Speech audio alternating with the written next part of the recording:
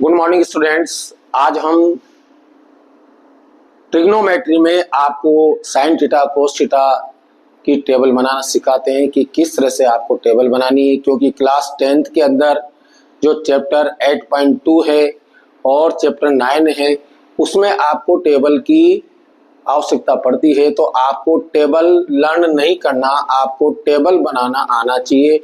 और टेबल बनाने के लिए आज हम आपको सबसे इजी वे हम आपको बताते हैं, उसकी प्रैक्टिस करके आप टेबल बना सकते हैं। टेबल में सबसे पहले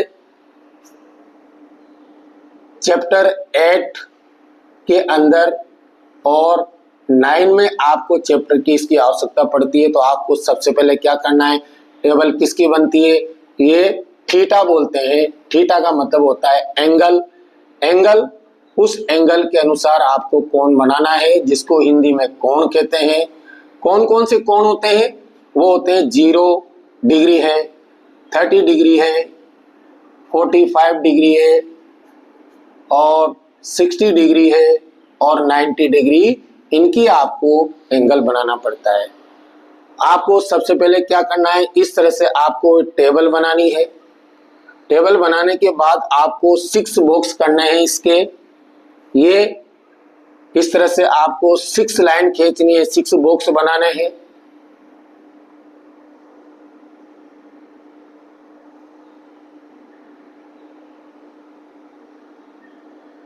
ये यहां पर थीटा आएगा, इनकी कोण आएगा। सबसे पहले आता है सिन, फिर आएगा कोस, फिर आएगा टेन, फिर आएगा कोट, फिर आएगा सेक, फिर आएगा कोसेक।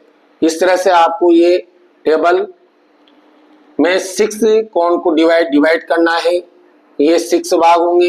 ये 5 डिग्री कोण होते हैं, 1 2 3 4 और 5। ये 5 एंगल बनाने आपको सबके। ये 1 2 3 4 5 6 थीटा होते हैं, उसके सबके 5 वैल्यू निकालनी है। तो आपको इस तरह से बॉक्स बना लेना है। ये 0 डिग्री की वैल्यू आएगी, यहाँ पर 30 डिग्री की वैल्यू आएगी, 45 डिग्री की वैल्यू आएगी, 60 डिग्री की वैल्यू निकालना है और 90 डिग्री की आपको लिखना है। अब आपको इस टेबल को लर्न नहीं करना, आपको निकालना सीखना है। कैसे निकालोगे, साइन 0 की वैल्यू क्या होती है, साइन 30 की वैल्यू क्या होती है, साइन 45 की वैल्यू क्या होती है, साइन 60 की वैल्यू क्या होती है, साइन 90 की वैल्यू क्या होती है। इस तरह से सबकी वैल्यू निकालोगे। तो आपको मैं सबसे बेस्ट वे बताता हूं कि आपको साइन की वैल्यू कैसे निकालना है। 1 2 3 4 5 वैल्यू निकालता है। सबसे पहले आपको 0 से 4 तक डिजिट लिखना है। 0 1 2 3 और 4 तक डिजिट लिखना है और सभी डिजिट के अंदर आपको 4 से डिवाइड करना है। यह ध्यान रखना है, आपको 4 से ऐसे डिवाइड करना है।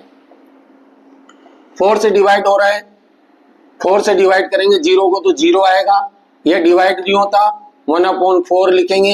यह डिवाइड नहीं होता लेकिन कटेगा 1 बार और ये 2 बार, तो यहाँ 1/2 आएगा।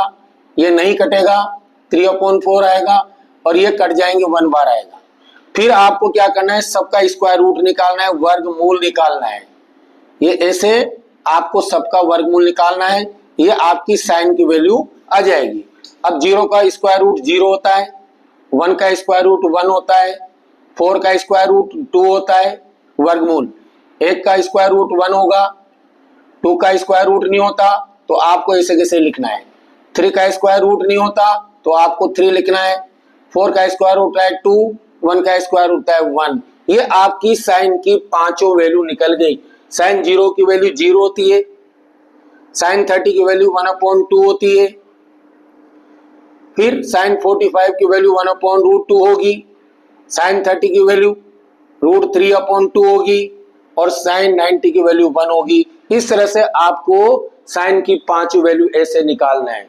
फिर जैसे आप कोस की वैल्यू निकालोगे तो आपको पीछे से लिखते हुए चलना है। 1 है, यहाँ 1 लिखना है, √3/2 लिखना है। पीछे से लिखते हुए चलो, 1/√2 लिखना है, 1/2 लिखना है और 0 का 0 लिखना है। इस तरह से आपको कोस की वैल्यू निकालनी है। तो पहले ये निकालो, आप पीछे से लिखो, ये आ जाएगी उसके बाद हम tan की वैल्यू निकालते हैं। tan की वैल्यू में क्या करोगे आप, sin की वैल्यू में, sin की संख्या में cos की डिजिट, cos की संख्या का आपको भाग देना है, यानी कि इसका भाग देना है इसमें, इसका भाग देना है इसमें, इसका भाग देना है इसमें। ये आपको डिवाइड करते हुए चलो, इसकी वैल्यू tan की वैल्यू आ जाएगी।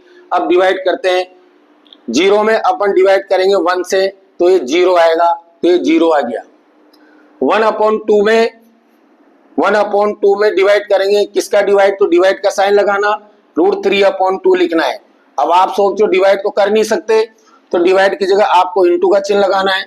1/2 और इंटू, ये 2 ऊपर आएंगे और √3 नीचे आएंगे, क्योंकि साइन बदल देंगे तो डिजिट बदल जाएगी।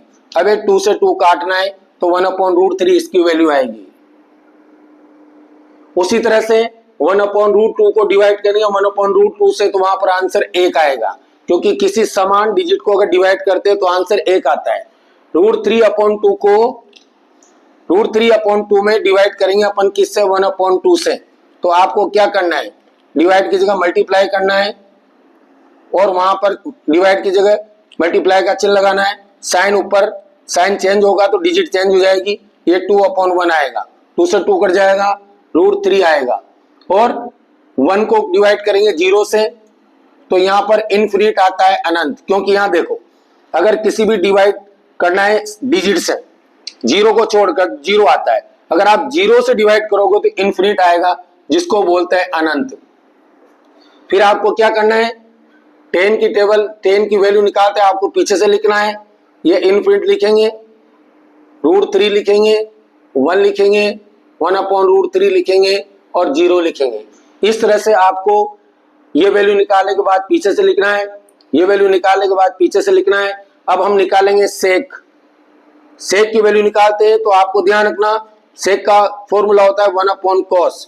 इसका मतलब क्या होता है, cos का उल्टा करना है, cos की जो डिजिट है उसकी उल्टी करो, 1 का उल्टा 1 होता है, इसका उल्टा करना है, रेसिप्रोकल करना है 2/√3, इसका उल्टा करना है √2/1, इसका उल्टा करना है 2/1। अब आप जानते हो कि 1 का उल्टा कैसे करोगे, 0 का उल्टा, तो यहाँ लिखो 1/0, तो इसका मतलब आपको यहाँ इनफिनिट लिखना है। फिर आपको पीछे से वापस लिखना है, यहाँ इनफिनिट आएगा, फिर आपको 2 लिखना है, फिर √2 लिखना है, 2/√3 लिखना है और यहाँ 1 का 1 आएगा। इस तरह से आप ट्रिग्नोमेट्री में आप इस तरह से टेबल बना सकते हो, लर्न करने की आवश्यकता नहीं, आप घर पर प्रैक्टिस कीजिए।